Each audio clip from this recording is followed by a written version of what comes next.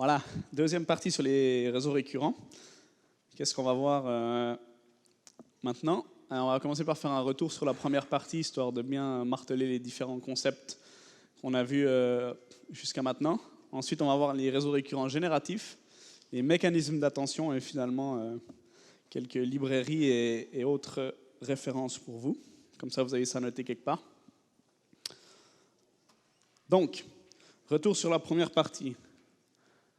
On a vu ce que c'était qu'un réseau de neurones récurrents. On les écrit en général déroulés comme ça. Donc c'est un réseau qui applique une certaine fonction, la même fonction à chaque time step, une séquence d'entrée X en maintenant un état caché H, et puis génère une séquence Y. Et le point crucial, c'est que les paramètres sont partagés à travers le temps. Donc c'est les mêmes paramètres qu'on utilise à chaque time step. On a vu que pour entraîner ces bêtes-là, on utilisait la rétropropagation à travers le temps. Donc on doit remonter dans le temps pour rétropropager les gradients sur chacun des paramètres du réseau.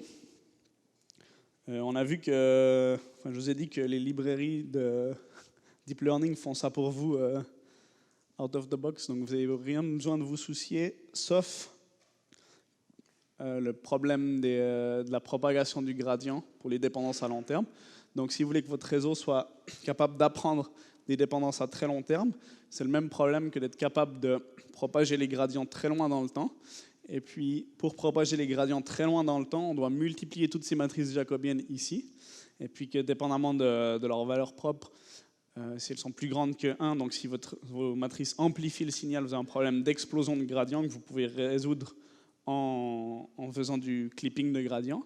À l'inverse, si vos matrices ont des valeurs, la plus grande valeur propre, la matrice est plus petite que 1, ou en d'autres termes, votre matrice atténue le signal, alors vous avez le problème de dissipation de gradient, et puis ça c'est un problème qui est plus compliqué à résoudre, puis que la solution qu'on utilise, c'est la solution de la LSTM, la longue mémoire à court terme, qui résout ce problème de dissipation de gradient avec un mécanisme de gate et une cellule mémoire, et puis on a donc ces petits portails qui permettent de mettre de l'information dans la cellule mémoire, on retient l'information dans la cellule mémoire.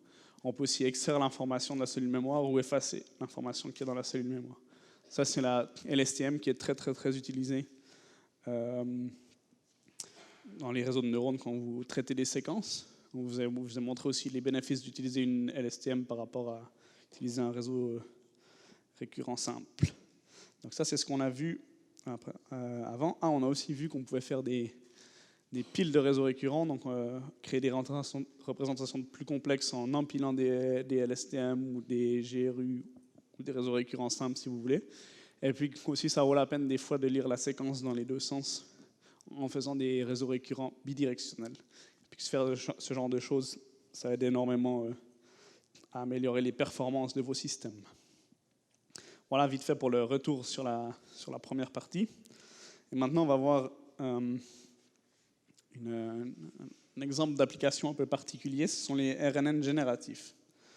Donc, un réseau récurrent génératif, en fait, on peut prendre un réseau récurrent qu'on a entraîné, et puis on peut prendre la sortie qu'on a générée au temps t, puis on peut la donner au temps t plus 1 comme nouvelle entrée. Okay, puis donc en fait, ce qui se passe, c'est que on fait partir le réseau avec une certaine entrée. Puis après, lui, il génère quelque chose, on donne ça comme entrée suivante, il génère autre chose, on donne ça comme entrée suivante, et ainsi de suite.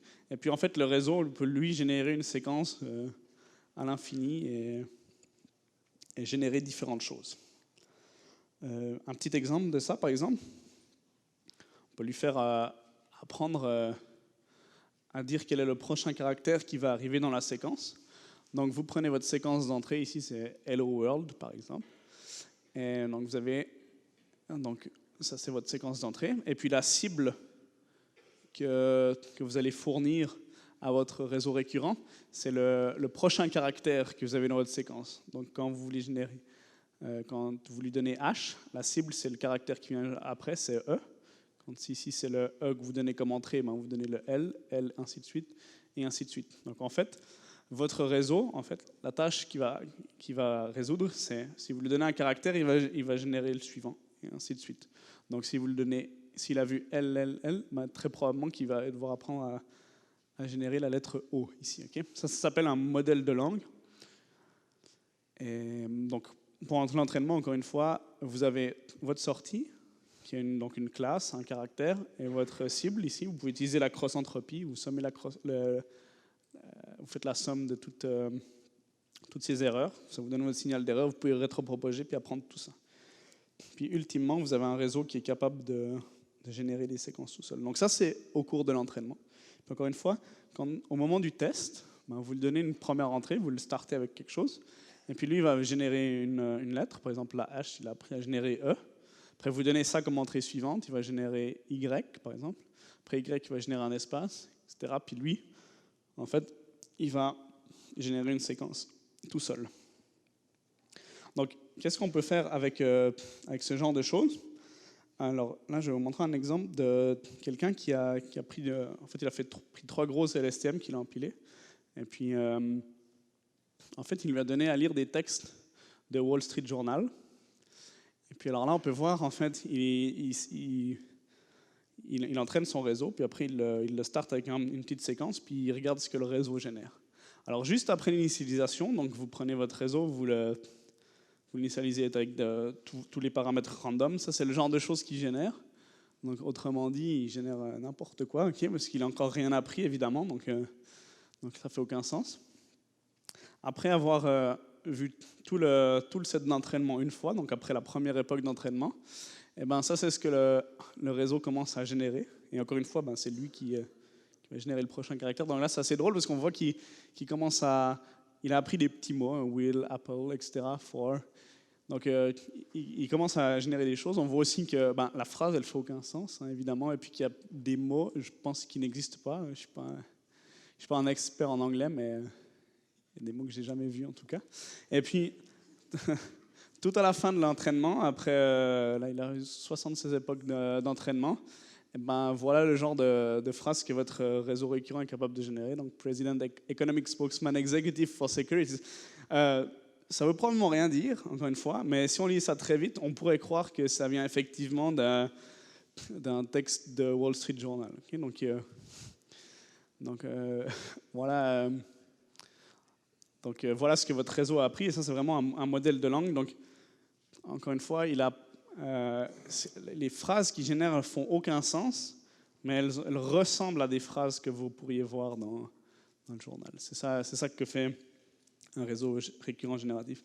Un autre exemple qu'on peut prendre, c'est à la place de l'entraîner sur Wall Street Journal, on peut prendre le code source de Linux sur GitHub, et puis on peut lui faire apprendre de la même manière, on peut lui faire apprendre à générer du code. Et puis après, on le laisse, une fois qu'on l'a entraîné, on le laisse générer du code pendant un long moment, puis on regarde ce qu'il a généré. C'est assez drôle, parce que le RNN, il a appris des choses intéressantes. Il a appris à mettre des commentaires. OK. Donc vous trouvez ça drôle, mais il fait probablement beaucoup mieux que beaucoup d'informaticiens ici. Hein. Okay. Il a appris des mots-clés, des mots comme static, int, void, like if, else, goto. Okay.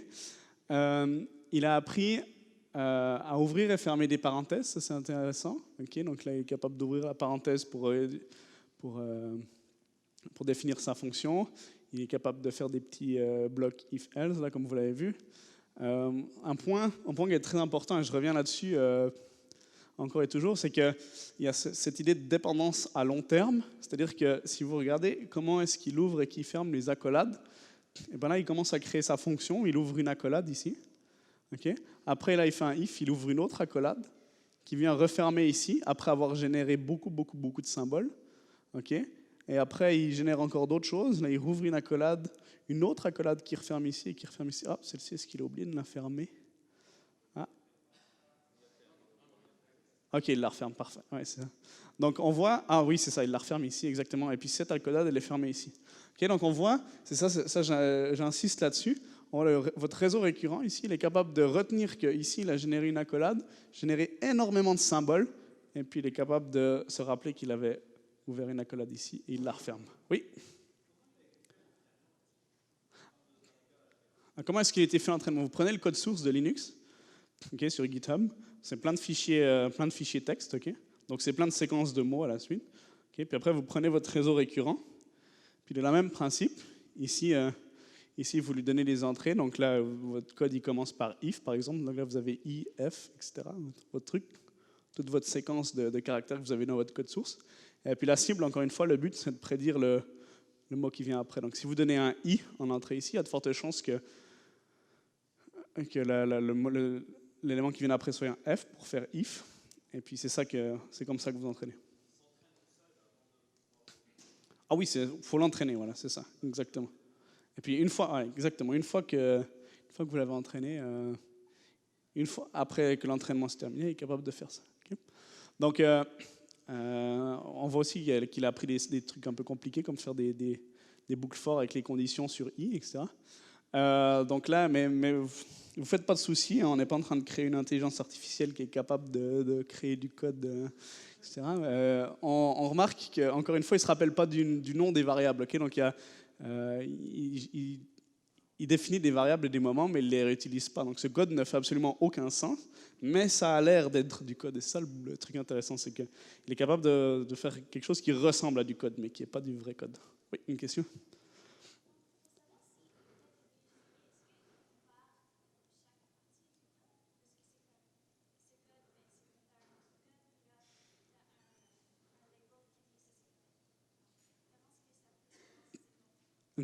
Ça c'est une très bonne question. Comment est-ce qu'on peut savoir si ce qu'il a généré, c'est bien généré ou pas? Et pour ce genre de modèle-là en particulier, on n'a pas vraiment de solution. On est obligé de regarder nous. Donc c'est un peu nous qui allons dire si sa génération fait du sens. Par exemple, ici, sur les textes de Wall Street Journal, on voit qu'au tout début de l'entraînement, il génère n'importe quoi. Okay, puis là, on voit que c'est n'importe quoi. Puis après, à la fin, on voit qu'il commence à générer des phrases qui ressemblent à des phrases. Mais on n'a pas encore de bonne manière de mesurer si c'est une bonne génération ou pas. C'est plus à l'œil.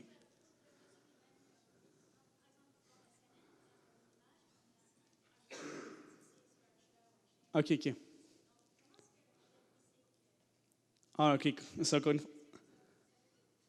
Oui. Donc, comment est-ce que le réseau lui-même apprend et sait qu'il est bien généré? Encore une fois, c'est simplement cette idée d'entraîner un modèle de langue. Donc, je vais revenir là-dessus. Le but, le réseau, comment on l'entraîne, c'est qu'on lui fait prédire. La tâche, c'est de prédire le prochain caractère de la séquence. Vous avez une séquence ici, par exemple le mot hello. Okay?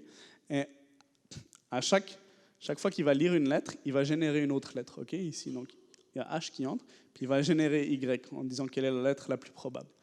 Et puis, comme cible, autant T ici, on va utiliser la lettre qui est censée venir après dans la séquence. Donc là, la cible autant 0, c'est X autant 1, c'est-à-dire le E ici. Donc ici, on lui donne H, et la cible qui devait, la lettre qui devait générer, c'est E. Ici, on lui donne E, la lettre qui devait générer, c'est L, etc., etc.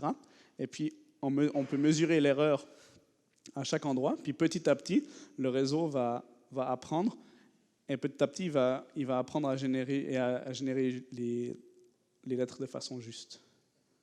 C'est clair? Oui, une question là-haut.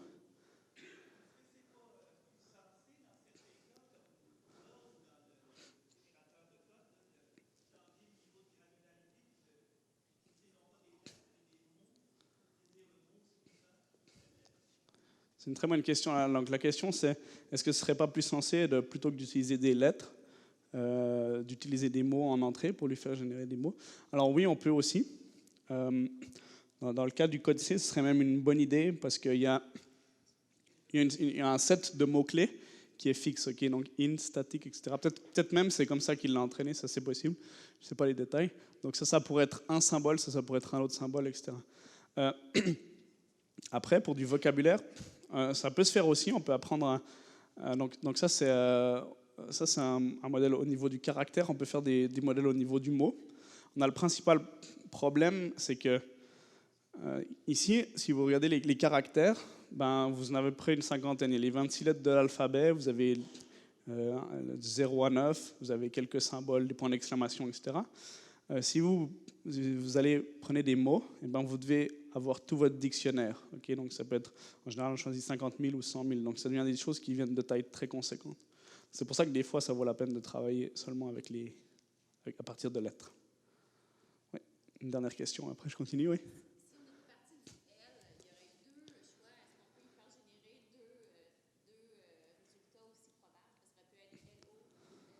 Oui, alors c'est une bonne question. Si on lui fait partir d'autres choses, est-ce qu'il va générer d'autres choses dans le fond?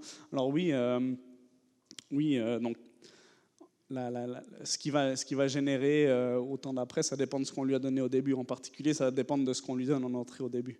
Donc ce qu'on peut faire, c'est qu'on peut lui donner quelques lettres en entrée, puis lui il va continuer, puis il va générer quelque chose de différent. Okay? Mais à partir de là, en règle générale, ce cas de figure-là, il va être déterministique. C'est-à-dire que si on lui donne un H en entrée, il va systématiquement générer la même chose. Plus ou moins.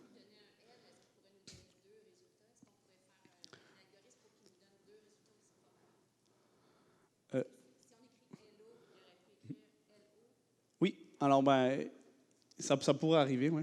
Ce que je voulais dire, c'est que il va toujours générer la même chose, dans le genre où il n'y a rien de random là. Mais effectivement, si tu lui donnes une autre lettre en entrée, il va générer quelque chose de différent. Oui. Et ouais, c'est ça. Ok. Donc pour revenir à cet exemple de code, une autre chose qui est assez marrante, c'est que de temps en temps, le réseau récurrent il décide que c'est le temps de commencer un nouveau fichier de code. Et puis donc du coup, ce qu'il va faire, c'est qu'il va réécrire la licence. Okay, puis il va commencer à faire des imports et puis éventuellement des macros. Donc ça vient du blog d'André Karpathy, si jamais vous voulez regarder ça plus en détail. Donc ça, on voit que c'est des choses qu'il a appris par cœur.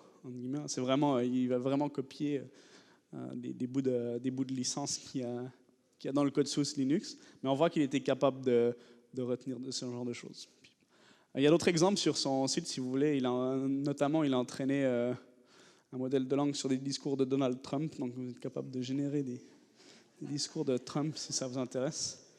Ouais. Une question là, ouais.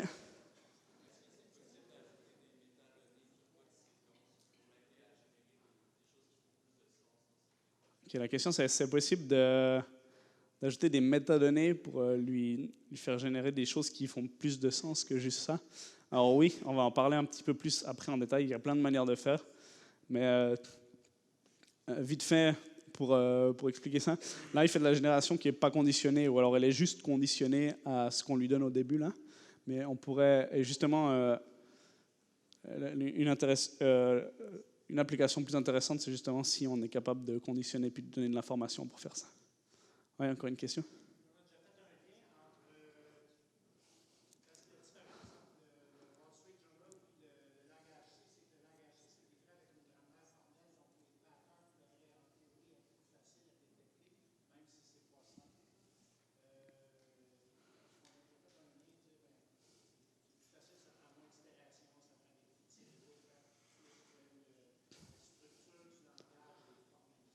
Non, la question, c'est, vu que le code, c'est un genre de grammaire plus restreint, comparé à du texte de Wall Street Journal, est-ce qu'il y a déjà des comparaisons qui étaient faites entre les deux pour voir si une tâche est plus compliquée qu'une autre, en quelque sorte?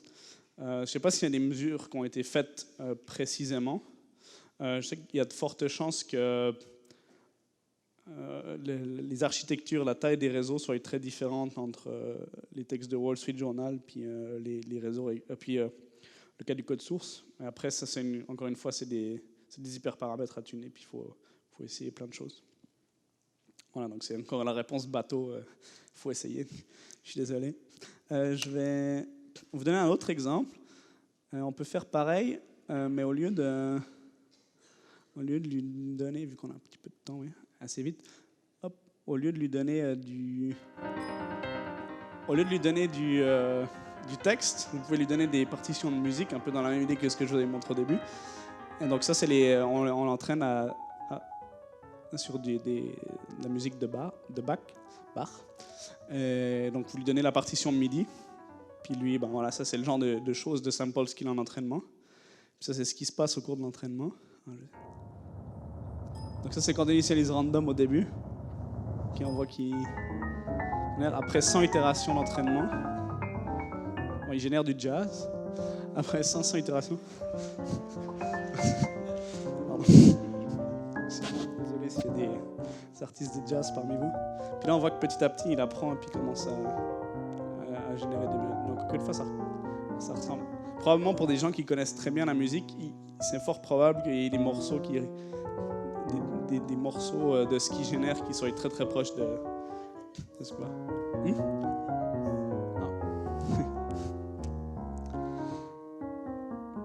Donc voilà, donc on peut faire ça un peu avec tout et n'importe quoi.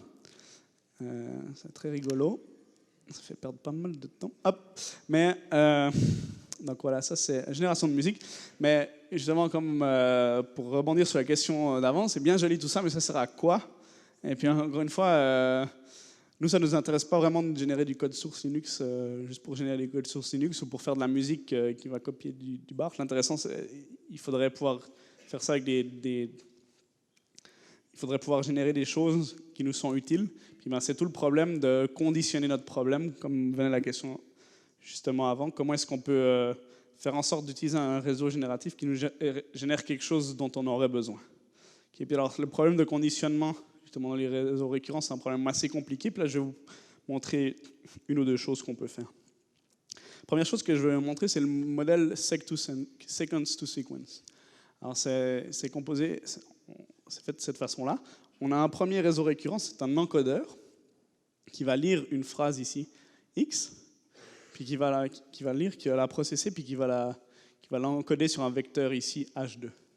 Puis on a un deuxième réseau récurrent, ce n'est pas les mêmes paramètres, donc ce réseau récurrent est différent de ce réseau récurrent ici, qui est le décodeur, qui lui va, à partir de ce qui a été encodé ici dans la première séquence, va commencer à faire du décodage et puis à générer des choses. Okay? J'ai ajouté deux symboles ici, SOS et EOS. SOS, c'est Start of Sequence. C'est juste pour dire au décodeur que c'est à ce moment-là qu'il faut commencer à décoder. Et puis EOS, pour End of Sequence, c'est un symbole qui dit qu'on arrête la séquence ici, c'est à ce moment-là qu'on coupe. Sinon, votre réseau récurrent, il va générer de façon indéfinie, puis il ne va jamais s'arrêter. Donc au moment où votre réseau récurrent génère ce code-là, end of sequence, c'est à ce moment-là qu'on arrête. Okay? Donc, encore une fois, un petit détail important, mais je vais revenir là-dessus plus tard dans la présentation. Ici, notre séquence X, elle est encodée sur un vecteur de taille fixe, ici H2 en l'occurrence. Donc, si vous avez une séquence de taille 10, 50, 100, okay, la représentation ici que vous allez utiliser, c'est la même. C'est toujours votre vecteur fixe ici. Donc, comment est-ce qu'on va utiliser ça? Eh bien, un exemple simple, c'est de la traduction français-anglais. Donc, vous avez votre encodeur, vous lui donnez une phrase en français ici, « Je suis malade ». Et vous avez comme cible dans votre dataset « I am sick », qui est la traduction. Donc, ce qui va se passer dans votre modèle, c'est qu'au cours de l'entraînement, vous lisez votre séquence, vous l'encodez ici sur H2. Okay? Donc là, vous avez, entre guillemets, résumé toute votre séquence sur un vecteur. Puis c'est ce vecteur-là que vous allez donner comme premier état interne à votre deuxième réseau récurrent qui, lui, va générer. Et puis lui, vous lui dites, c'est le moment qu'on va commencer à traduire, et plus ce qu'il a vu là.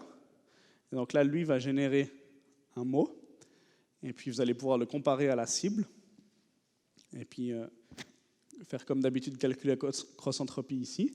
Et après, on continue d'entraîner comment on entraîne le modèle génératif. C'est-à-dire que ici, donc là, encore une fois, la cible ici, c'est le prochain caractère dans la séquence. Donc après, vous lui donnez, il a toujours encodé la séquence, on a calculé S0 à partir de son encodage. Et à partir de là, et puis du prochain mot dans la séquence, on va prédire le mot suivant, puis ainsi de suite, jusqu'à ce qu'on ait dans la cible ici ou qu'on lui fasse générer end of sequence, fin de la séquence. Donc ça, c'est un modèle encodeur-décodeur qui vous permet en fait de faire de la traduction. Donc ça, c'est pendant l'entraînement. Encore une fois, c'est le même principe. La tâche pour ce réseau récurrent, c'est de prédire le prochain, en l'occurrence, mot dans la séquence ici. Avant, c'était caractère, maintenant, c'est le prochain mot de la séquence. Et puis, au moment du test, eh ben, vous allez lui donner l'élément que votre réseau de neurones a prédit au temps 0, ben vous allez donner comme entrée au temps 1, et ainsi de suite, jusqu'à ce que votre réseau génère le symbole end of sequence, puis là, vous arrêtez la génération. Donc là, vous avez, dans cet exemple bateau ici, vous avez « Je suis malade » qui était encodé ici, et puis votre réseau a prédit « I am ill ». Et puis end of sequence, on arrête de générer. Donc ça, c'est un moyen simple de faire de la traduction, et plus ou moins de matcher deux séquences de taille potentiellement différentes. Ici, si les deux séquences font la même taille, c'est chaque fois 3 mots, mais ça pourrait être des séquences de taille différentes, comme dans l'exemple que je vous ai montré au tout début. Une question.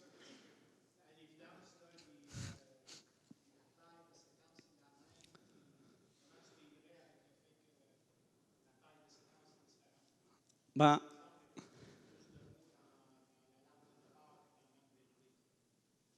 ouais, c'est une bonne question. Là, en l'occurrence, j'ai pris un exemple bateau avec les mêmes des exemples de la même taille. Comment est-ce qu'on dealerait avec des séquences de taille différentes? Ben là, ce qu'il faut voir, c'est que c'est dans la structure même de comment c'est processé qu'on va dealer avec la taille de séquence variable. Ici, si on avait 4 mots, ben, on aurait toujours encodé sur un truc de taille fixe. Okay? Donc notre premier réseau récurrent, l'encodeur ici, il va lire une séquence de 4 mots, et puis il va générer un vecteur ici tout à la fin. S'il y avait 5 mots, 10 mots, okay, il générerait toujours un vecteur ici de taille fixe.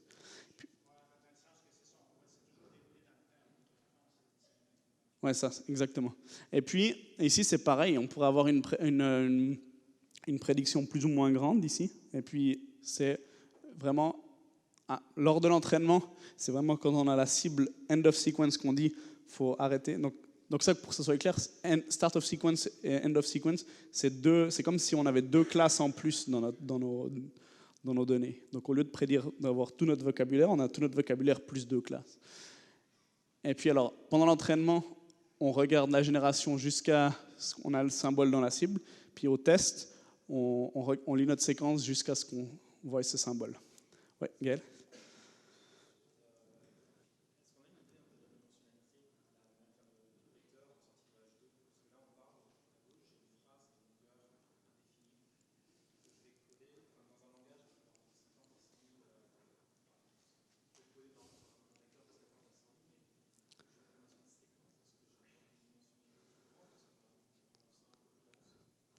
Okay, donc la question, c'est est-ce qu'on a on se rend compte un peu des idées de taille, à quoi ça ressemble H2.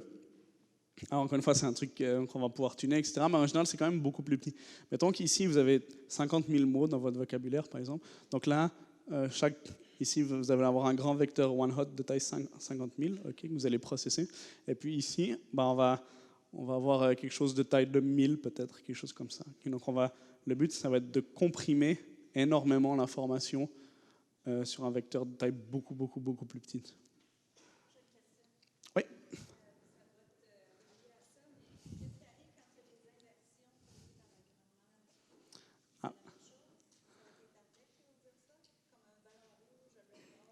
OK, alors comment est-ce qu'on deal avec les inversions? Ouais, exactement, dans la phrase « un ballon rouge, a red ball » ici. Eh bien, encore une fois, la cible ici va être inversée. Okay? Donc la cible, ce sera vraiment « a red ball ». Okay? Et puis, donc ça, c'est le réseau qui va apprendre à faire ça. Okay? Lui, on lui donne pas d'informations sur dans quel ordre de mots il doit générer les choses. C'est lui-même qui va devoir apprendre à résoudre la tâche comme ça. Oui.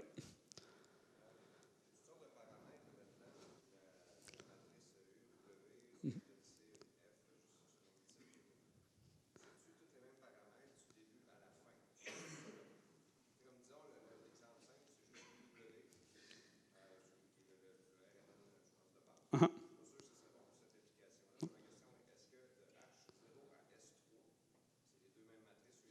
Non, ok, très bien. La question c'est, est-ce que c'est les mêmes paramètres pour ces choses-là?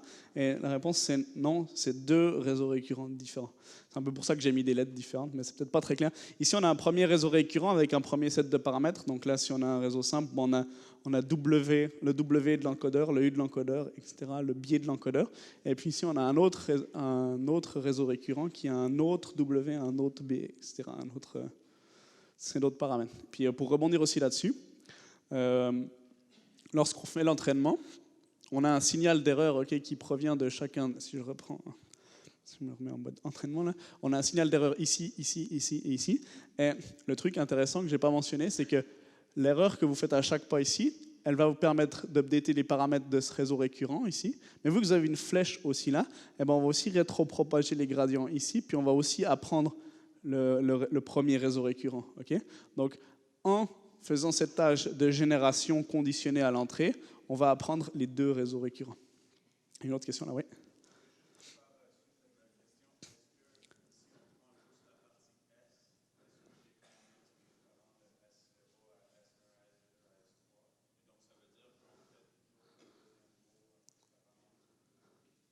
Ok, alors la question c'est si on prend juste ce réseau récurrent ici, est-ce qu'on a les mêmes paramètres à chaque temps ou est-ce que c'est des paramètres différents? La réponse c'est non, c'est vraiment les mêmes paramètres à chaque temps. On utilise les mêmes paramètres tout le temps. Ça va être la même LSTM, ça va être le même truc, etc. Justement, et la raison pour ça, c'est qu'on aimerait être capable de dealer avec des séquences de taille différentes. Okay? Donc c'est-à-dire que si à l'entraînement, vous entraînez sur des séquences jusqu'à 10, okay? Si d'un coup vous avez une séquence de taille 12 ou 13, ben, là, si on avait des paramètres différents, on n'aurait pas de paramètres pour les 3 derniers mots qui restent. C'est pour ça que c'est le même set de paramètres qui est appris. C'est vraiment en utilisant ces mêmes paramètres qu'on est capable d'avoir des séquences de taille variable en entrée et en sortie. Dernière question, puis après je continue. Oh, 2 questions, puis après je continue.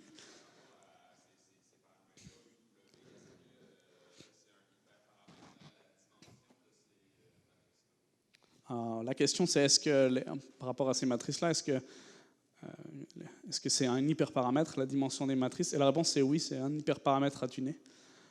Effectivement, ça va dépendre, encore une fois, ça dépend de la tâche, ça dépend de la quantité de données, etc. Mais pour vous donner un ordre d'idée, si vous voulez faire de la traduction, mettons que vous avez 50 000 mots dans votre dictionnaire, quelque chose comme ça, vous auriez peut-être un vecteur de taille 1000 ici, donc ça veut dire que votre première matrice ici, la matrice U, qui va en fait de X vers H, c'est une matrice qui va faire 50 000 fois 1000, par exemple, c'est quand même une matrice conséquence. La matrice qui va de H vers H, donc la matrice W, est-ce que je disais quoi? Je peux revenir en arrière en fait. Voilà, si vous avez une LSTM, la matrice qui va de H vers H, ici cette matrice W, elle fera 1000 par 1000, ce biais sera un vecteur de taille 1000, puis la même chose pour les gates, etc. Okay. Donc ça c'est les paramètres que vous avez dans votre réseau. Puis encore une fois, on a une LSTM comme ça pour l'encodeur et une autre LSTM pour le décodeur. Une dernière question ici.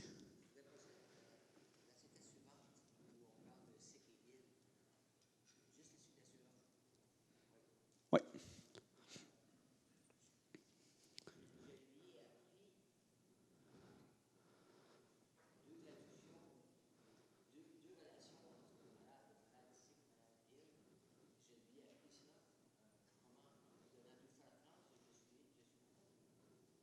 Ok.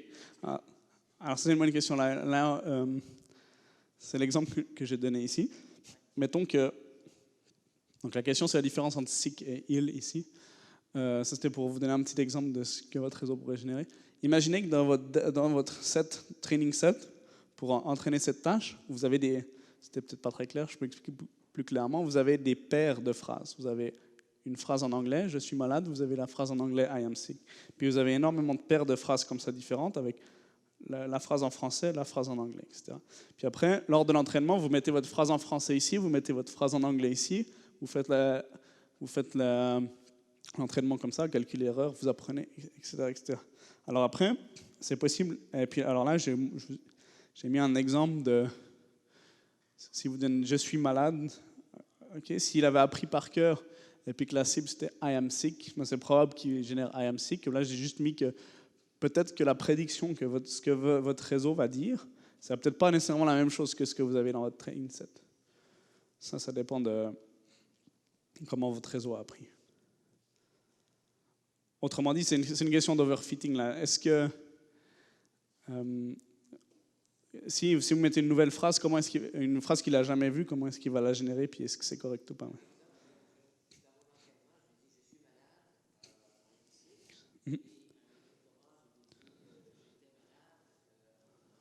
I was ill. Yeah. Donc, ok, ouais, alors ça c'est une question intéressante là. Si, ça c'est effectivement, j'ai regardé ça, j'ai fait ça hier soir, mais ouais, si je dis je suis malade, avec ce contexte-là, puis avec cette information-là, on peut pas savoir si I am sick ou I am ill. C'est deux traductions qui sont valides, et puis il n'y a pas moyen de savoir laquelle est la meilleure, ça dépend du reste du contexte. Si je dis je suis allé manger chez McDonald's et j'étais malade, par exemple, ben, il va vraiment mettre I am sick, okay, parce qu'il aura plus de contexte pour savoir qu'effectivement c'est sick qu'il devait mettre. Mais sinon, je suis allé à l'hôpital pour tester mon cancer et je suis malade, ben, il va probablement plutôt mettre I am ill, effectivement. Donc oui, ça, encore une fois, ça va dépendre du contexte. Mais dans cet exemple-là, il n'a pas moyen d'affairer quelle est la meilleure traduction. Que qui, pardon? C'est comme ça, oui, exact. C'est comme ça que Google fonctionne dans cette traduction. Ben oui, ça va dépendre. Plus il a d'informations, plus il va pouvoir faire des traductions précises. Il faut une dernière question, après je vais continuer. Ouais. Ouais.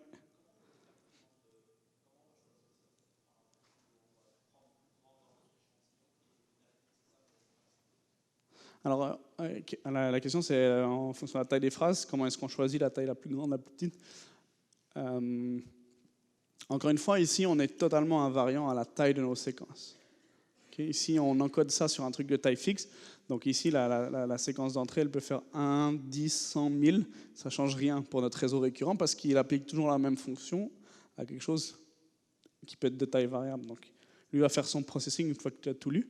Pareil ici, lors de l'entraînement, on va faire notre processus d'entraînement jusqu'à ce qu'on ait généré toute la phrase qu'on devait générer, ou générer le bon nombre de symboles qu'on devait générer. OK. Donc voilà une manière de conditionner votre problème de génération, en l'occurrence ici pour faire de la traduction. On va voir maintenant une autre manière de faire qui est un petit peu plus compliquée, mais qui se retrouve dans pas mal d'articles un peu plus récents. C'est des mécanismes d'attention. On va prendre un petit exemple ici. Alors, je choisis cet exemple-là pour plusieurs raisons. D'abord, si vous donnez ça dans un réseau de neurones, un CNN que vous avez entraîné pour reconnaître des objets, ben, il va probablement vous reconnaître qu'il y a une moto ici. Okay? Mais cette image, elle contient beaucoup plus d'informations que juste une moto. Okay? Donc là, si on voudrait décrire l'image, on pourrait dire qu'il y a un homme qui est en train de tomber de sa moto lors de probablement une course de moto amateur. Okay? Et puis, ce qui est intéressant ici, c'est quel est le processus que j'ai fait pour décrire cette image. Et ben, j'ai porté mon attention à différentes parties de l'image. C'est ça qui est assez intéressant. C'est que d'abord, j'ai regardé le pilote ici. Ensuite, j'ai vu qu'il était tombé d'une moto. Et ensuite, j'ai regardé un peu le reste, le contour, pour voir qu'il était probablement en train de faire une course. J'ai vu qu'il y avait des barrières ici, etc., des banderoles, et puis qu'il y avait d'autres personnes qui étaient là. Puis que, du coup, c'est là que j'en ai déduit qu'il était en train de faire une course, quelque chose dans le genre. Okay? Donc, encore une fois, j'ai porté mon attention à différents endroits de l'image. Et ça, c'est quelque chose que votre algorithme de reconnaissance d'objets, il ne fait pas. Lui, il va regarder toute l'image brute, puis il va dire, oh, il y a une moto ou il n'y a pas de moto. Okay, donc ce mécanisme-là, le mécanisme d'attention, c'est quelque chose qu'on aimerait introduire dans nos réseaux de neurones, puis c'est ce que je vais essayer de vous présenter maintenant. Donc accrochez-vous. Mécanisme d'attention. C'est pas facile. Hein? Un mécanisme d'attention, c'est encore plus difficile à expliquer. Donc, un mécanisme d'attention, on fixe ça à un RNN, c'est un truc qu'on ajoute à notre réseau récurrent, et puis ça lui permet de porter son attention sur différentes parties de l'entrée. Donc, vous avez ici une séquence, x0, x1, x2, et puis, ce qu'on va faire, c'est qu'on va les comparer à un état H, ici. H, en général, c'est l'état que vous avez dans votre réseau récurrent. Donc, vous prenez la séquence sur laquelle vous portez votre attention, et puis vous prenez chacun de ces éléments, puis vous les comparez à H. Donc on compare x0 à ht-1, x1 à ht-1, x2 à ht-1, on compare tous ces éléments. Okay? Et puis ces comparaisons, elles vont générer des coefficients de pondération alpha 1, alpha 0, alpha 1, alpha 2, alpha 3. Puis ce qu'on va faire, c'est qu'on va prendre cette séquence d'entrée, on va les multiplier par leur coefficient de pondération, puis on va sommer tout ça, puis ça va générer un contexte.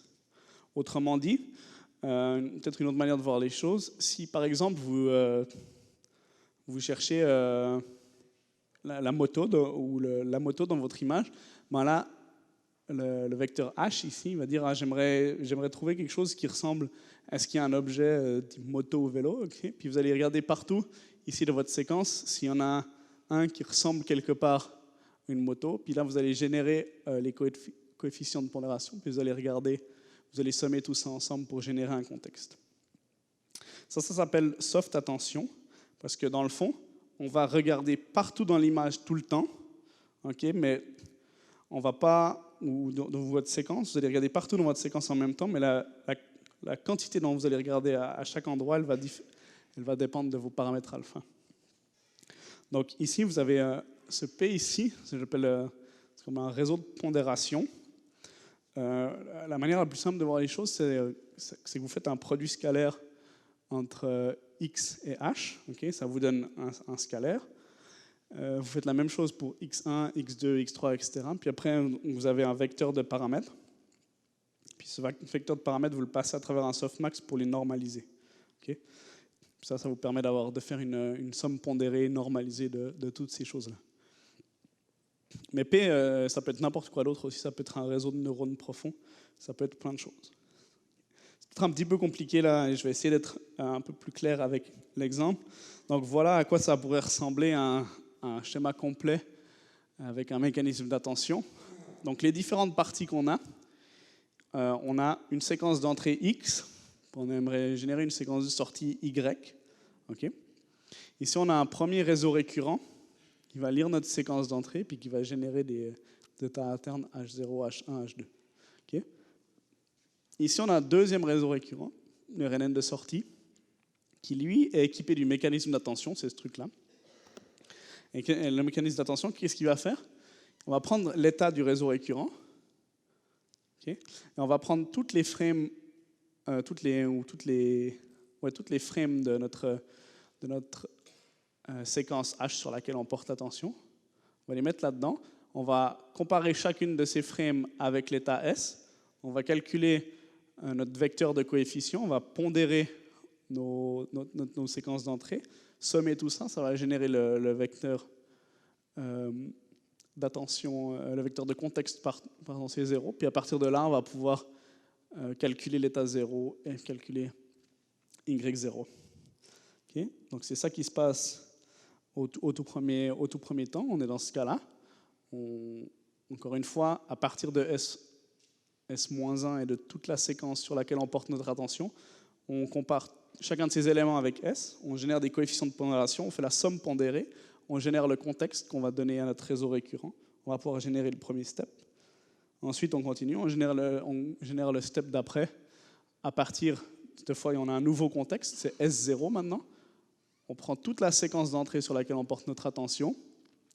Encore une fois, on compare tout ça à S0, on fait la somme, on calcule les coefficients de pondération, on fait la somme pondérée, ça nous génère un contexte qu'on donne à notre réseau récurrent. À partir de là, on va pouvoir calculer S1, Y1, ainsi de suite. À partir de S1 et toute la séquence, on génère les coefficients de pondération, on fait la somme pondérée, ça nous crée notre deuxième contexte, on peut calculer S2, on peut calculer la deuxième sortie, etc. etc. Donc c'est comme ça que ça marche. Est-ce que c'est à peu près clair? Je sais que c'est un concept assez compliqué, j'ai mis beaucoup de temps à comprendre comment ça marchait. Donc on va voir un exemple de comment on peut utiliser ça. Puis pour cela, je vais reprendre le même setup qu'on avait avant, c'est notre encodeur-décodeur qui fait de la traduction automatique. Je l'ai juste écrit de façon un peu séparée, comme ça.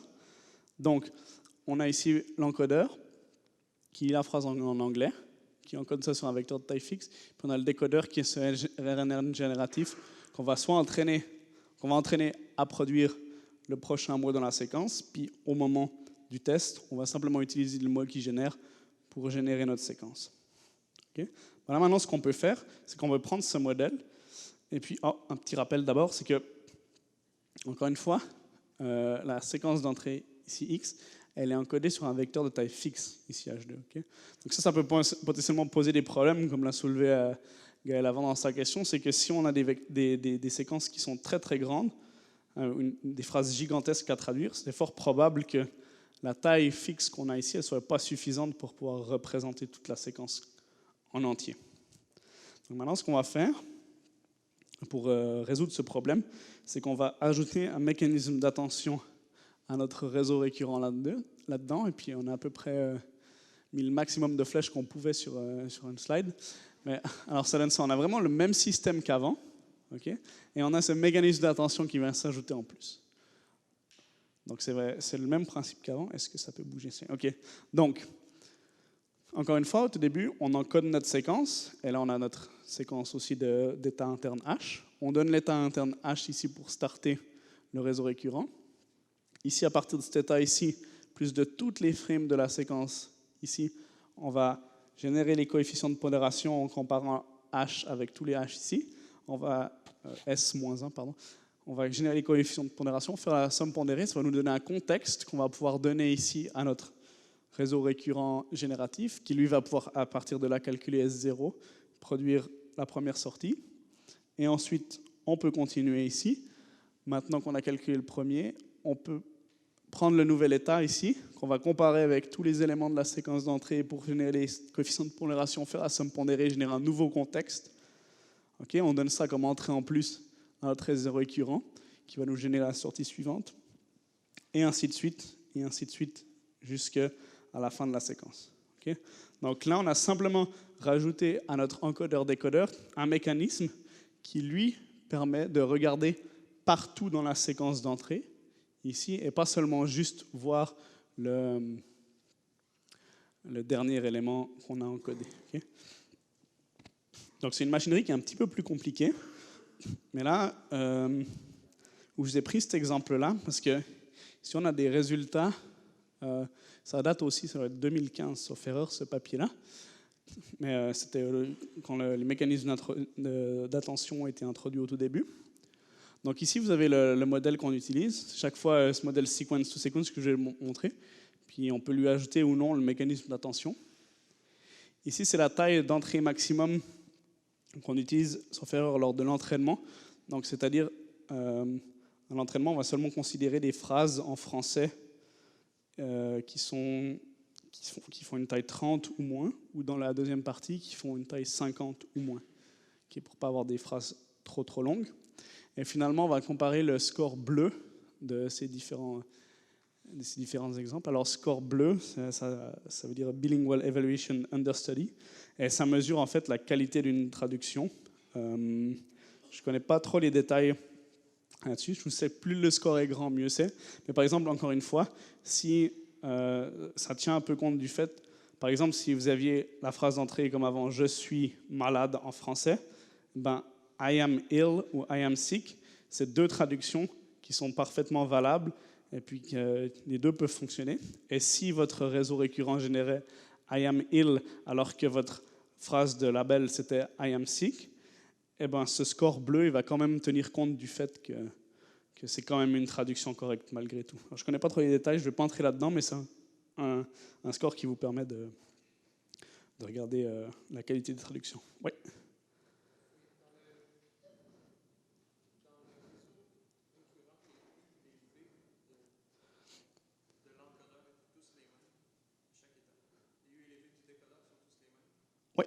Donc la question c'est...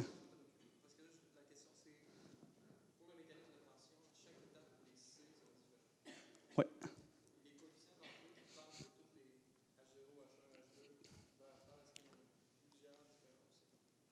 OK, donc la question c'est dans le mécanisme d'attention. Donc dans un réseau récurrent, c'est les mêmes paramètres qu'on a à chaque temps. Puis là la question c'est... Oh, pardon, il y a beaucoup de... On a vu des choses aujourd'hui, là. Donc ici, dans les flèches là, est-ce que c'est les mêmes paramètres ici? Il n'y a pas de paramètres dans les flèches ici, en fait. On prend juste simplement H0 comme il est tel quel. On n'a pas de paramètres dans les flèches en rouge foncé ici. Ah, c'est seulement une entrée. OK, donc, est-ce que peut-être si j'ai une craie, c'est ça plus clair? Donc là, si on prend un réseau récurrent simple, à la base, vous avez HT, c'est un H de WXT plus U 1 plus B. OK, ça c'est votre réseau normal. Si maintenant vous ajoutez le mécanisme d'attention, vous avez une entrée en plus ici. Donc celui-là, vous avez une matrice Z C'était ça ta question? Est-ce que c'est toujours la même matrice Z? Oui, c'est toujours la même. Ok. Donc ouais, ça c'est un petit détail qui est un peu caché, qui est un peu en général caché tout le temps quand on présente les mécanismes d'attention, mais effectivement, ici, là c'est pas très clair sur ce slide, mais sur ce slide-là c'est plus clair. Ici, pour calculer l'état S1, vous avez plus 2 entrées comme avant avec X, H et éventuellement la cellule, mais vous en avez une de plus ici parce que vous avez le contexte. Donc pour ça, on a une nouvelle matrice qu'on vient ajouter ici qui tient compte du contexte, effectivement. Donc notre réseau récurrent est composé de... Si on a un réseau récurrent simple, on a 3 matrices cette fois-ci. Sinon, ouais, c'est la même matrice Z au cours du temps. Ce qui est vraiment important ici, c'est que le C va être différent en fonction de l'état qu'on cherche ici, parce qu'on va faire une somme pondérée qui peut potentiellement être différente. Donc pour revenir à ce tableau de résultats ici, on a le score bleu, plus c'est haut, mieux c'est.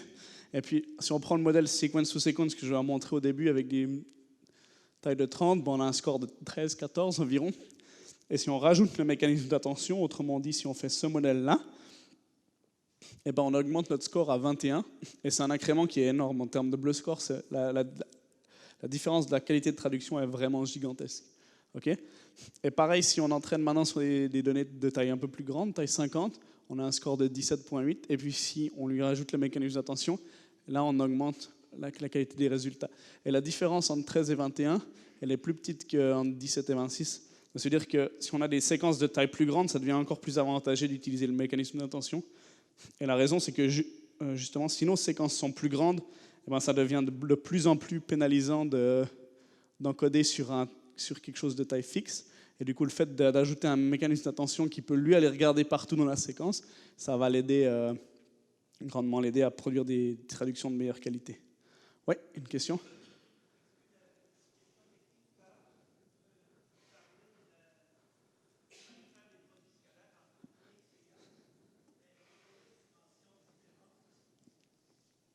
Oui, c'est une très bonne question. Donc, la question, c'est dans la version la plus simple du mécanisme d'attention, on fait un produit scalaire entre H et X. Et donc, du coup, pour que ce produit... qu'est-ce qui se passe si H et X sont de dimensions différentes? Donc, ça, c'est un très bon point. Pour que le produit scalaire matche, effectivement, il faut que les dimensions soient similaires. Si on a des choses de taille différente, alors à ce moment-là, P, on va mettre un petit réseau de neurones qui matchent les 2 dimensions. Ce qu'on peut faire simplement, c'est ajouter une matrice M qu'on va apprendre, mais qui est la même, encore une fois, à tous les time steps, qui match les 2 dimensions. Donc si on a un qui est de dimension 10, puis l'autre qui est de dimension 100, ben on va ajouter une matrice de taille 100 x 10 pour matcher les deux éléments ensemble. Okay. Donc ça, c'est ce qu'on va voir justement, ça c'est ce qu'on fait justement dans la suite ici. On peut utiliser... regardons ça d'abord plus en détail. Ça, c'est pour autoriser. Donc ici, on est sur le blog de Christopher Holland. Je vous invite aussi à regarder. Je l'ai mis en source dans les liens à la fin. Et il y a un exemple très intéressant. Justement, il a pris... Est-ce que vous voyez assez bien? Oui, parfait. Il a pris justement un exemple du mécanisme d'attention dans le papier que j'ai montré juste avant, où on fait de la traduction. En fait, ça, on fait de la traduction anglais-français, pas français-anglais.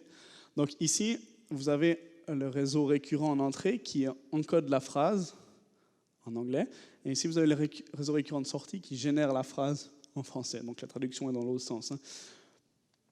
Et en violet ou en mauve, comme vous dites ici, on voit où le réseau récurrent a porté le réseau récurrent avec son mécanisme d'attention, où est-ce qu'il a regardé dans la séquence d'entrée à chaque pas de temps. Et puis on peut regarder, en promenant la souris dessus, on peut voir, par exemple, au tout début, donc là on a encodé complètement notre séquence, au tout début, au moment où il a généré le L' ici, ben, il a principalement regardé au tout début de la phrase, dans le the ici, parce que au début, quand on commence la traduction, en général, on va commencer par regarder au début de la phrase, ça fait du sens. Et puis après, quand il a généré le mot accord, ben là, il a principalement regardé le mot agreement, donc là, ça fait du sens. Après, quand il a généré le mot sur, pareil, ben, il a principalement regardé le mot on dans la phrase d'entrée. Après là, ça devient intéressant, Parce qu'au moment où il a généré le mot là, en fait, il a regardé non seulement le the ici, mais aussi area ici. Et la raison, c'est parce que ici, il aurait pu aussi générer le mot le, ok? Donc différents le là ou les éventuellement. Donc pour savoir quel est le bon mot, le bon déterminant à générer à ce moment-là, il doit savoir de quoi on va parler plus loin. Puis il a vu que le mot était féminin ici, donc du coup on va l'accorder correctement.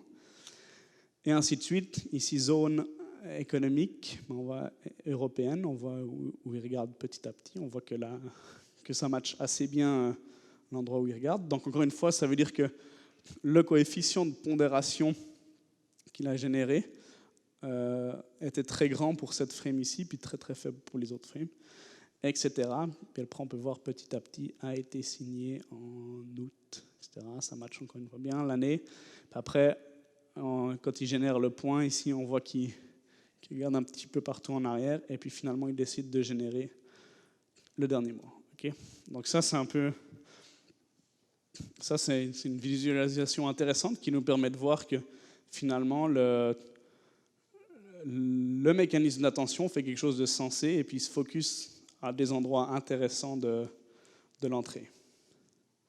Okay, des questions sur la traduction? Oui.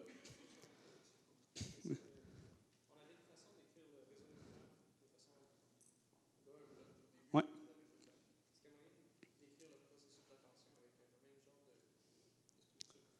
Donc la question c'est, est-ce qu'on avait écrit le réseau récurrent d'un bloc au début, est-ce qu'il y a moyen d'écrire le réseau récurrent de la même manière d'un bloc? On va faire une tentative au tableau. Alors, vous avez H ici, vous avez Y, j'essaie de reprendre la même notation. Vous avez la loupe ici. Okay. Je vais noter les paramètres. C'est assez gros en fait. Oui. Okay, là, vous avez la matrice V, là, vous avez la matrice W. Là, vous avez X. Et puis le mécanisme d'attention. Donc, là, c'est la matrice U. Est-ce que ça... Oh non, je les ai écrites dans l'autre sens. Pour que ça matche ici, vous avez un W ici et U ici. OK. Et puis pour avoir un mécanisme d'attention en plus, on aurait une entrée ici. Et là, c'est la matrice Z, avec le mécanisme d'attention ici A. Faut encore faire une flèche ici, qui est en fait l'état interne qui va regarder. Donc si je reprends encore une fois le PDF. Ici, la flèche que je viens de dessiner qui descend ici, c'est la flèche qui descend ici. Okay. Donc ici, pour que ce soit plus clair, en fait, le mécanisme d'attention, il génère le contexte. On va y arriver. C'est T, ici, qui est ensuite multiplié avec la matrice Z. Et puis ici, vous avez une séquence d'entrée, okay, qui peut être en l'occurrence un réseau récurrent, okay, ou n'importe quoi. Hop, Et puis ces tous ces éléments entrent dans le mécanisme d'attention. Donc encore une fois, c'est le même principe. Pour générer HT, on prend X qu'on multiplie avec W, on prend le HT du temps d'avant, qu'on va comparer avec tous les éléments de la séquence sur laquelle on regarde.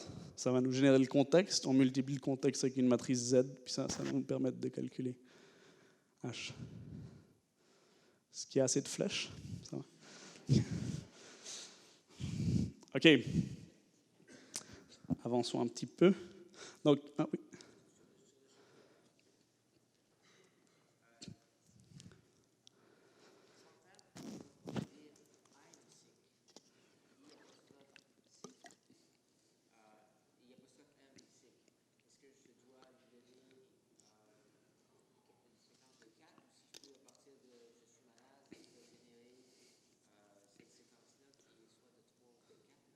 Ça, c'est des détails, ça va dépendre de l'implémentation, ça va dépendre de pas mal de choses. En général, c'est le genre de choses qu'on ignore dans une traduction.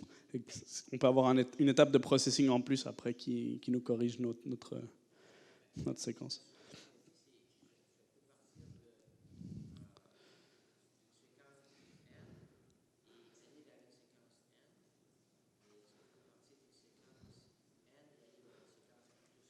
Oui, oui, bien sûr. Encore une fois, on est totalement invariant à la taille des deux séquences. Pardon. Et donc, du coup, les séquences peuvent être taille variable. J'ai malheureusement pris un exemple qui est de la même taille, mais on pourrait avoir des traductions différentes et ça ne pose pas de problème. Ce modèle peut très bien avoir des entrées des deux côtés de n'importe quelle taille. Ok, continuons un petit peu. Donc, on peut aussi porter notre attention sur autre chose qu'un autre réseau récurrent. En particulier, on peut porter notre attention sur une image aussi. Ça revient un peu à la question qu'on avait avant. Donc maintenant, notre mécanisme d'attention va être ici, notre mécanisme d'attention va être un petit peu compliqué parce qu'il doit matcher des choses de la taille de S, quelque chose qui est de la taille d'une image ici, mais on peut le faire avec un petit réseau de neurones. Ça, c'est des technicalités d'implémentation. Puis là, le modèle que je vais vous présenter, c'est le modèle Show, Attend and Tell. Donc le principe, c'est que vous avez justement trois réseaux différents. Donc le modèle, donc la tâche que vous aimeriez résoudre, vite avant de parler du modèle, vous avez une image ici, puis vous avez une cible de petits bateaux. Donc le but, c'est de générer une légende pour notre image. Okay, c'est l'exemple qu'on a vu tout au début de la première partie. Et donc, vous avez votre structure est séparée en trois parties. Vous avez un réseau qui va lire l'image. Donc ça, c'est un réseau de neurones à convolution que vous avez déjà entraîné en général sur un truc de reconnaissance d'objets. En général, ce que vous faites, c'est que vous coupez le bout qui contient la classification, puis vous gardez juste les feature maps. En d'autres termes, vous utilisez ça comme un extracteur de features.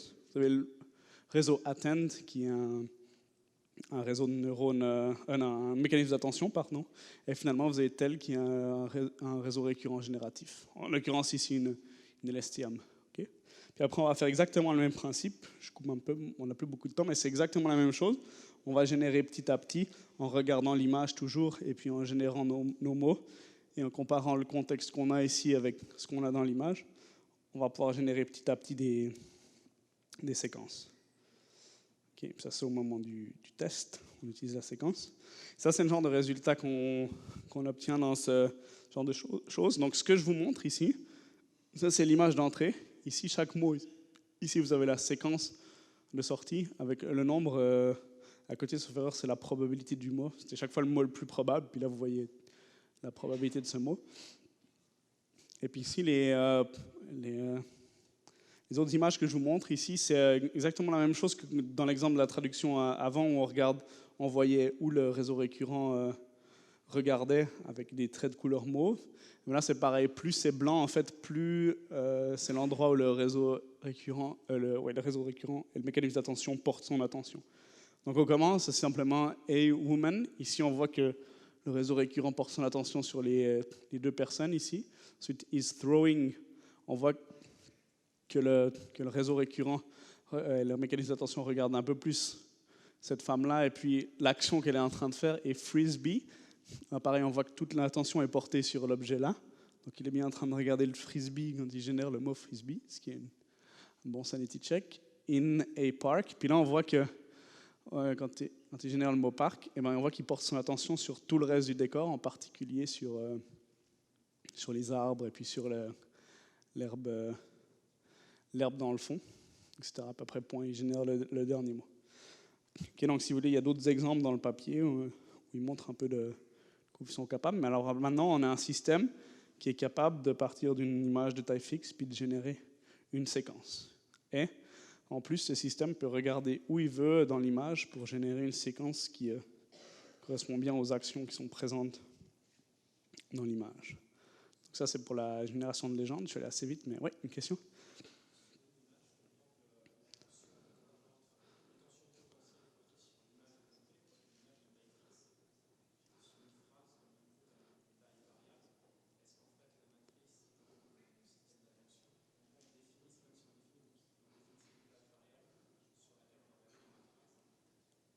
Non, pas tout à fait.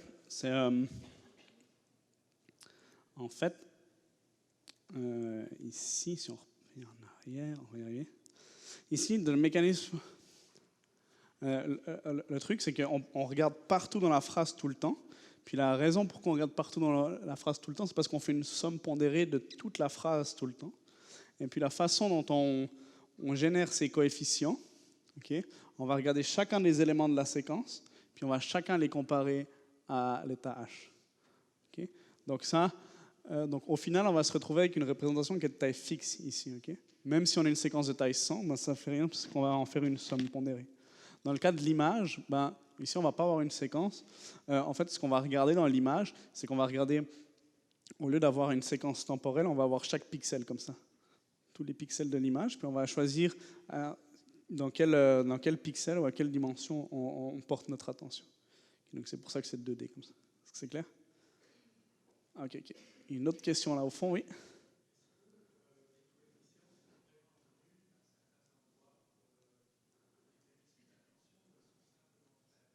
La question, c'est est-ce qu'il y a des coefficients qui sont nuls à certains endroits ou est-ce qu'ils sont très faibles? En général, c'est assez difficile d'avoir quelque chose de nul, mais la raison, c'est qu'on a un softmax ici.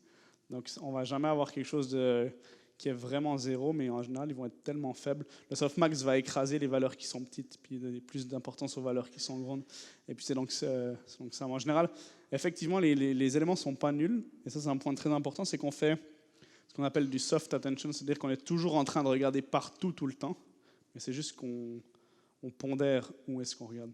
Si on voulait prendre des décisions hard, de couper vraiment et de mettre vraiment d'autres choses à zéro, en fait, on tombe dans le problème que ce mécanisme-là, en fait, c'est pas différenciable, donc on n'arrive pas à rétropropager les gradients là au travers, puis dans ce cas-là, il faut utiliser des algorithmes d'apprentissage par renforcement, puis ça complique énormément les choses. C'est pour ça qu'en général, on préfère dire on regarde partout, tout le temps, mais il y a des endroits où on regarde quasiment rien, en fait. Okay, il reste encore un peu de temps. Donc, ce mécanisme d'attention, on peut l'utiliser sur des séquences, on peut l'utiliser sur des images, on peut faire la même chose sur des vidéos. Okay. Donc ici, c'est le même principe, c'est juste que le schéma est beaucoup moins clair. Donc vous avez votre vidéo, le temps va dans quel sens? Vous avez le temps comme ça, qui défile vers le bas. En général, je les écris à plat. Vous encodez de nouveau chaque frame de votre vidéo avec un réseau de neurones à convolution. Ça va vous donner les vecteurs V1, V2, V3. Puis ici, vous avez votre réseau récurrent génératif qui, lui, va générer la légende. Et puis, ici au milieu, vous avez votre mécanisme d'attention. Donc vous avez cet état H. Avec chacun des vecteurs ici, vous allez générer tous les vecteurs de pondération. Vous allez faire la somme pondérée. Ici, ça va vous générer votre contexte qui va vous permettre de générer le H suivant, etc.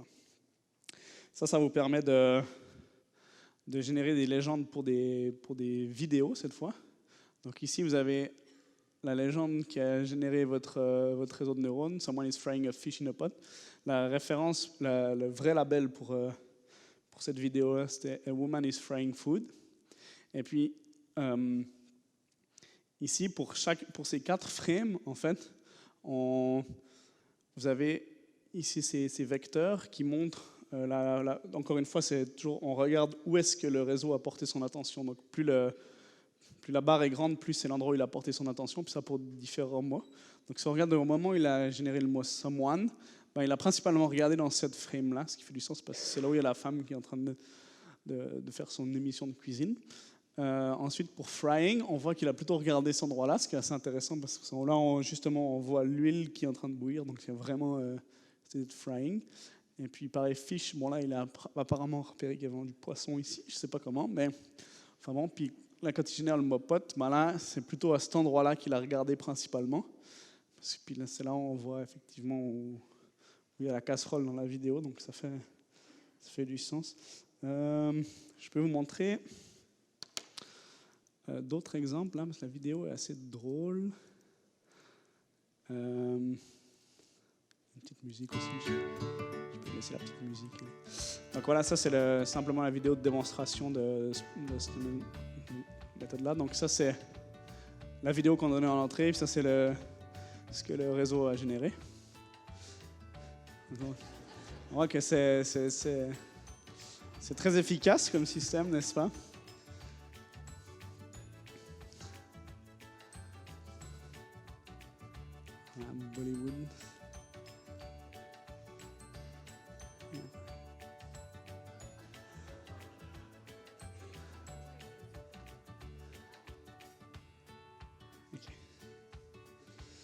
Donc si on reprend un petit peu en détail, là, il y a plein de choses qui sont assez drôles. Bon, cet exemple-là, il n'y a pas grand-chose à dire, c'est pas trop mal. Bon, ça aurait pu être plus détaillé comme truc. Ici, probablement que le réseau de neurones n'a jamais vu, en fait, il y avait probablement très peu de vidéos de maquillage dans le set d'entraînement, donc il reconnaît qu'il y a quelqu'un qui est en train de faire quelque chose, mais il ne sait pas si c'est cette action-là. Donc, c'est probablement parce que c'est quelque chose qu'il n'a jamais vu souvent. Ici, c'est assez drôle parce que c'est pas des tomates, c'est des poivrons que la personne est en train de couper. Mais c'est une erreur assez honnête, donc on peut lui pardonner. Là. Ici? Ou dans... Ouais. Ici, c'est pas clair, oui. Mais ouais, j'avais envie de dire que c'est plutôt des mains de femmes, mais... Donc, c'est... Encore une fois, c'est une erreur honnête. Peut-être que la vidéo est un peu plus grande et puis qu'il a vu à un autre endroit que c'était un homme qui faisait la cuisine. Ça, c'est possible, je sais pas si... On sait pas. C'est un réseau moderne. Voilà. Et puis voilà, bon, rien de particulier ici, pareil ici. Et finalement, l'histoire du singe est assez drôle parce que c'est quand même... Le fait d'être capable de sortir le mot teasing ici, ça montre quand même qu'il y a un niveau de compréhension qui est assez élevé. Okay. Donc là, ouais. Puis bon, il parlait de la jambe. Ici, au début, il lui attrape la queue, mais on voit qu'à la fin, il lui attrape la jambe aussi. Donc, c'est pas trop mal. Il ne me reste plus beaucoup de temps, donc je vais avancer un petit peu plus vite ici. Donc, on peut faire ça sur on peut générer des légendes sur des vidéos. On peut utiliser ce mécanisme d'attention aussi pour faire de la reconnaissance de la parole. Puis ça, c'est un autre système peut-être qui était un petit peu plus récent. Je ne sais pas si c'est un système actuel ou pas, mais on peut faire exactement la même architecture avec 3 réseaux. Ça, c'est le modèle Listen, Attend and Spell. Donc, il y a 3 réseaux. Il y a un réseau, le listener ici, qui va écouter la phrase, donc votre spectrogramme audio d'entrée. Vous avez un réseau attender, c'est celui qui est en vert ici, qui va faire l'attention. Puis vous avez finalement le speller, qui est un réseau récurrent génératif, qui lui va appeler les mots. Donc là, dans ce cas précis, l'entrée, c'est un spectrogramme, les features d'entrée.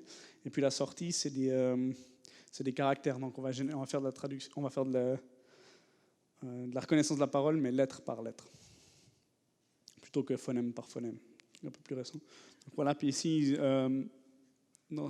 a un code de couleur ici. En rouge, c'est des LSTM bidirectionnels. En bleu, c'est des LSTM classiques. Et puis en vert, c'est le mécanisme d'attention. Et puis on peut observer le même genre de courbe d'attention que ce qu'on avait vu avant, si je descends. Donc, dans le blog ici, c'est assez grand, ouais. Donc ici, c'est exactement la même chose. Vous avez l'encodeur ici qui va processer l'audio. Vous avez ici le speller qui va générer les lettres. Et puis, en mauve ici, vous avez le mécanisme d'attention. Et puis, vous pouvez voir où le mécanisme d'attention a regardé dans la séquence d'entrée pour générer ces mots. 2 trucs intéressants, c'est que ici, au début et à la fin, ça, c'est du silence. Il n'y a aucune information là-dedans, puis on voit que le réseau récurrent n'a jamais eu besoin d'aller regarder là, parce qu'il n'y a pas d'informations à aller chercher. Les autres trucs qu'il y a, comme sanity check, ce qu'on peut voir, c'est que des sons comme etc., c'est des sons qui sont non voisés, qui ont un contenu assez fort en haute fréquence plutôt, donc ce sera plutôt ces parties-là. Puis si on regarde effectivement quand il parle de how much, on voit qu'il est quasiment aligné avec cet élément-là, donc il est en train de générer le bon son au bon endroit, pareil, ou de woodchuck, pareil ici, chuck, on est à peu près bon. Ouais, chuck ici, donc voilà. Après, donc on pourrait regarder plus en détail pour voir quels sont les patterns qu'il a reconnus exactement pour chaque lettre. Donc voilà, ça c'est un moyen de faire de la reconnaissance de la parole, de nouveau avec ce mécanisme d'attention puis ces réseaux récurrents. Je vous donne encore vite fait quelques références. Donc, encore une fois, j'insiste que ces réseaux récurrents, c'est vraiment présent dans toutes les librairies. Vous pouvez aller sur PyTorch, TensorFlow, Torch, Blocks, ce que vous voulez. Toutes ces librairies-là ont ces choses implémentées. Quelques références en plus, le blog que je viens de vous montrer là, c'est enfin le premier, les schémas des LSTM viennent de ce blog-là. Si vous voulez relire un peu des choses sur les LSTM, il y a l'autre publication là, avec les mécanismes d'attention, vous pouvez promener votre curseur, c'est cette publication-là qui sont vraiment bien. La personne qui a généré le code source Linux, puis qui peut vous donner des discours de Donald Trump aussi, ce sera par là. Finalement, bien sûr, le livre de Deep Learning. Voilà, j'en ai fini. Vous avez des questions encore ?